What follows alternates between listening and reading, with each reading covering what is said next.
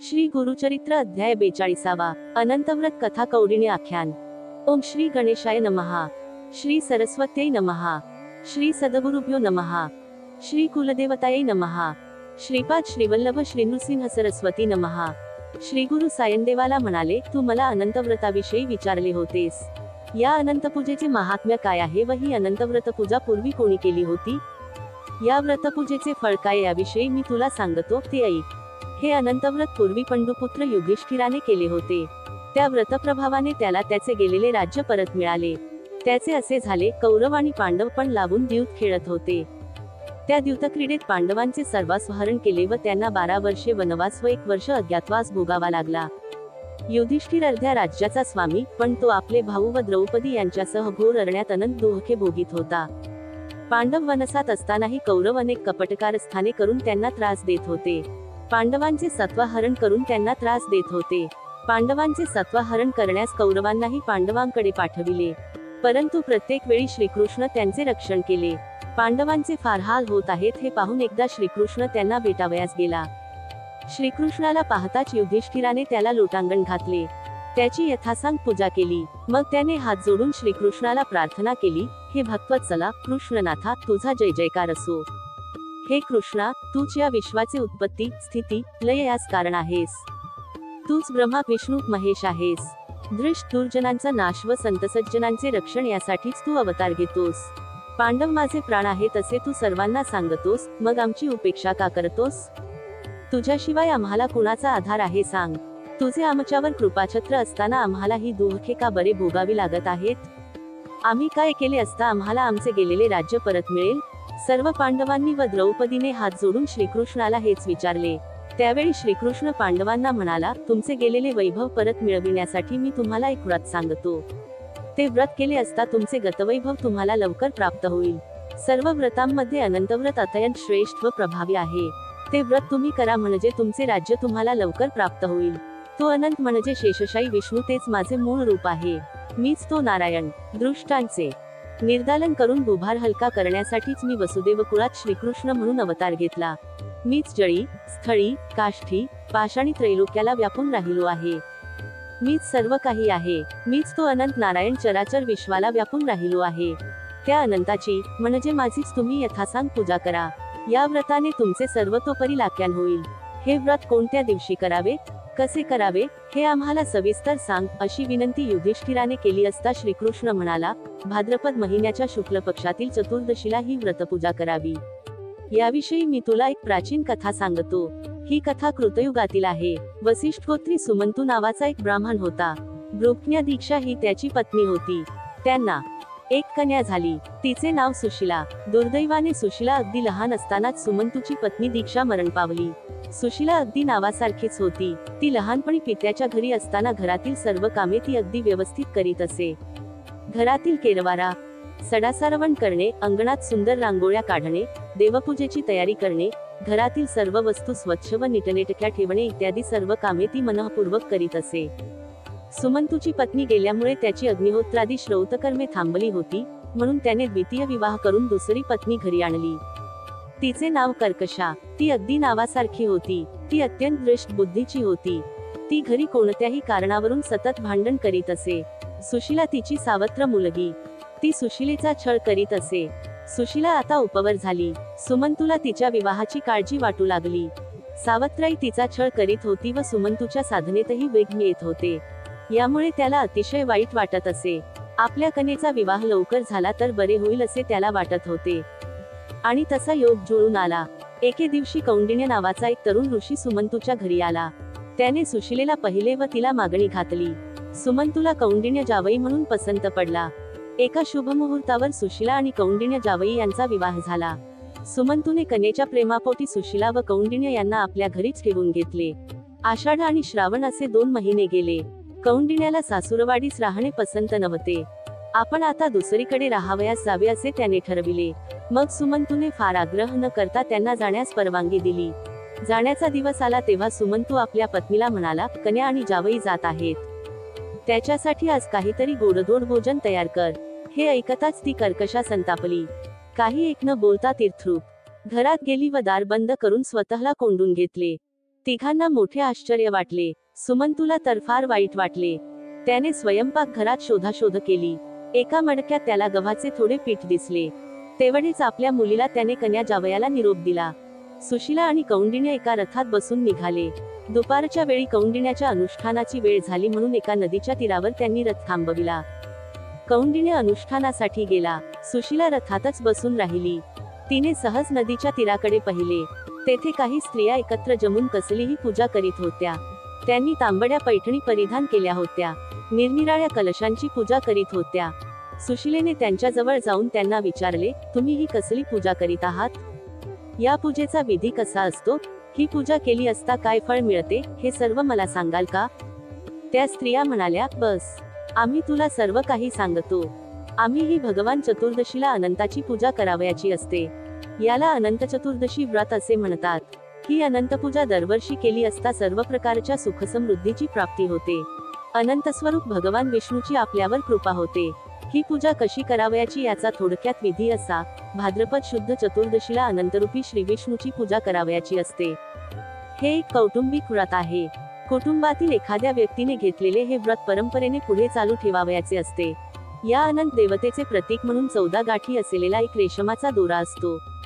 पूर्वी ज्याने हे व्रत चालविलेले असेल त्याच्याकडून व्रतकर्त्याने हा दोरा विधीपूर्वक घेऊन ठेवावयाचा असतो. दरवर्षी अनंत चतुर्दशीला त्याची यथाविधी पूजा करावयाची असते. चौरंगावर दर्भाच्या बनविलेल्या 7 फण्यांच्या शेषरूपी अनंत नागाची प्राणप्रतिष्ठा करून त्याच्या पुढे अनंत दोरक ठेवावयाचा. त्याची पूजा करावी. चौरंगावर गंगेचा एक व यमुनेचा एक असे 2 जलपूर्ण कलश ठेवावेत. त्यांची पूजा करावी. चतुर्भुज विष्णूचे ध्यान करून ओम नमो भगवते वासुदेवाय हा मंत्र म्हणत दर्भाच्या गाठीयुक्त नागाची अनंत म्हणून मनात धारणा करावी. नवीन ग्रंथीयुक्त दोरे दोन्ही कलशांवर ठेवून पुरुषसूक्त मंत्रांनी त्यांची पूजा करावी. या अनंत पूजेत 14 या संख्येला फार महत्व आहे. अनंत दोरकाला 14 गाठी असतात. नैवेद्याला 14 लाडू, करंज्या, अपूप इत्यादी पदार्थ असावेत. हे व्रत किमान 14 वर्षे करावयाचे असते. 14 वर्षे झाल्यावर या व्रताचे उद्यापन करावे. या व्रतामुळे सर्व प्रकारच्या मनोकामना पूर्ण होतात. सर्व सुखसमृद्धींची प्राप्ती होते. अनंत स्वरूपात भगवान विष्णूची आपल्यावर पूर्ण कृपा होते. अनंत व्रताची अशी माहिती सांगून त्या सुशीलेला म्हणाल्या, आजच अनंत चतुर्दशी आहे. तू आजच आमच्या बरोबर ही व्रतपूजा कर. त्यामुळे अनंत स्वरूप भगवान नारायणाची तुझ्यावर कृपा होईल व तुझे मनोकामना पूर्ण होईल. सुशीलेने आनंदाने ते मान्य केले व त्या स्त्रियांच्या समवेत भक्तिभावाने अनंताची यथासांग पूजा केली. सुशीला आणि कौंडिण्य रथात बसून पुढे निघाले. काही अंतर गेल्यावर अचानक त्यांना अमरावती समान नगर लागले. हे कोणते नगर? हे कोणाचे नगर आहे? त्यांना काहीच समजेना. इतक्यात अनेक लोक हात जोडून त्यांच्या स्वागतासाठी पुढे आले. स्वामी, तुम्ही तपोनिधी आहात. या नगराचे राज्य तुमचेच आहे, असे म्हणत त्या लोकांनी त्या दोघांना सन्मानपूर्वक एका वैभवसंपन्न राजप्रसादात नेले. अनंतपूजेच्या प्रभावानेच त्यांना हे वैभव प्राप्त झाले होते. एके दिवशी कौंडिण्याने सुशीलेच्या हातावरील अनंत दोरक पाहिला व तिला विचारले, हे हातावर तू काय बांधले आहेस? सुशीला म्हणाली, हा अनंत आहे. मी अनंत चतुर्दशीचे व्रत केले, त्यामुळे आपल्याला ही सुखसमृद्धी प्राप्त झाली आहे. हे ऐकताच कौंडिण्याला राग आला. तो म्हणाला, आपल्याला सुखसमृद्धी मिळाली आहे ती माझ्या कष्टाने, माझ्या ज्ञानामुळे, मी केलेल्या खडतर तपश्चर्येने. त्या अनंताचा काहीही संबंध नाही. असे म्हणून त्याने तो अनंत दोरक हिसकावून घेतला व अग्नीत टाकला. अनंताचा कोप झाला. अनंत व्रताचा अपमान झाला. कौंडिण्याची सगळी संपत्ती नष्ट झाली. चोरांनी सगळी संपत्ती चोरून गेली. त्याच्या घराला आग लागून सगळे घर जळून भस्म झाले. सुशीलेला अतिशय दुःख झाले. ती शोक करू लागली. प्रत्यक्ष अनंत नारायण भेटल्याशिवाय मी अन्नपाणी घेणार नाही असा तिने निश्चय केला. सुशीला आणि कौंडिण्य एक वस्त्रानिशी वनात भटकू लागली. कौंडिण्याचे डोळे उघडले. त्याचा गर्भ नाहीसा झाला. पश्चातापदग्ध झालेला तो शोक करीत अनंताला शोधण्यासाठी त्याचा धावा करीत फिरू लागला. जो कोणी भेटेल त्याला तो विचारू लागला, तुम्हाला अनंत कोठे दिसला का? प्रत्येकजण नाही असे उत्तर देत असे. त्या वनात कौंडिण्याला एक आम्रवृक्ष दिसला. त्या वृक्षावर खूप फळे होती, पण एकही पक्षी त्या वृक्षाकडे फिरकत नव्हता. कौंडिण्याने त्या वृक्षाला विचारले, तू भगवान अनंताला पाहिलेस का? वृक्ष म्हणाला, नाही, मी पाहिला नाही. तुम्हाला त्याचे दर्शन झाले तर त्याची माझ्यासाठी क्षमा मागा. पुढे त्याला एक बैल दिसला. त्याच्या पुढे भरपूर चारा होता, पण त्याला तो खाताच येत नव्हता. तू अनंताला पाहिलेस का? असे कौंडिण्याने त्याला विचारले. त्याने नाही असे सांगितले. कौंडिण्य पुढे गेला. त्याला 2 सरोवरे दिसली, पण त्यातले पाणी कुणीच पित नव्हते. त्यांनीही, आम्ही अनंत पाहिला नाही. तुम्हाला भेटल्यास आमच्याकडे पक्षी येत नाहीत ही परिस्थिती देवाला सांगा, असेच सांगितले. पुढे गेल्यावर त्याला एक गाढव व हत्ती दिसला. ते दोघे नुसतेच उभे होते. कोणी काही बोलत नव्हते, काही सांगत नव्हते. तेव्हा कौंडिण्य दुःखी, कष्टी झाला. जमिनीवर होऊन शोक करू लागला. अनंत, अनंत अशा हाका मारू लागला. त्याला पश्चाताप झालेला पाहून भगवान अनंताला त्याची दया आली. तो वृद्ध ब्राह्मण रूपाने तेथे प्रकट झाला. कौंडिण्याने त्याच्या पायांवर डोके ठेवून विचारले, तुम्ही तरी अनंत कोठे पाहिलात का? त्यावेळी, मीच तो अनंत, असे तो ब्राह्मण म्हणाला आणि त्याच क्षणी चतुर्भुज भगवान अनंत तेथे प्रकट झाले. त्यांनी कौंडिण्याचे सांत्वन करून त्याचे गेलेले सगळे वैभव परत दिले.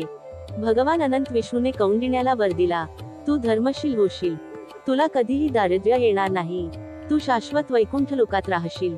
श्रीकृष्ण म्हणाला, भगवान अनंत विष्णूने कौंडिण्याला असा वर दिला तेव्हा आपण वाटेत पाहिलेला आम्रवृक्ष, बैल, 2 सरोवरे, गाढव, हत्ती यांची दयनीय अवस्था कशामुळे झाली होती आणि त्यांनी क्षमा मागितली ती का, असे विचारले असता तेव्हा विष्णूंनी त्याला त्या प्रत्येकाचे स्वरूप समजावून सांगितले.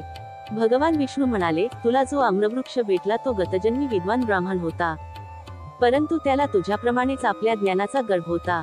त्याने कुणालाही विद्यादान केले नाही म्हणून त्याची ज्ञानफळे कडू झाली. त्यामुळे कोणीही प्राणी त्याच्या आश्रयास येईनासे झाले. तुला जो बैल दिसला तो गतजन्मी मोठा श्रीमंत माणूस होता.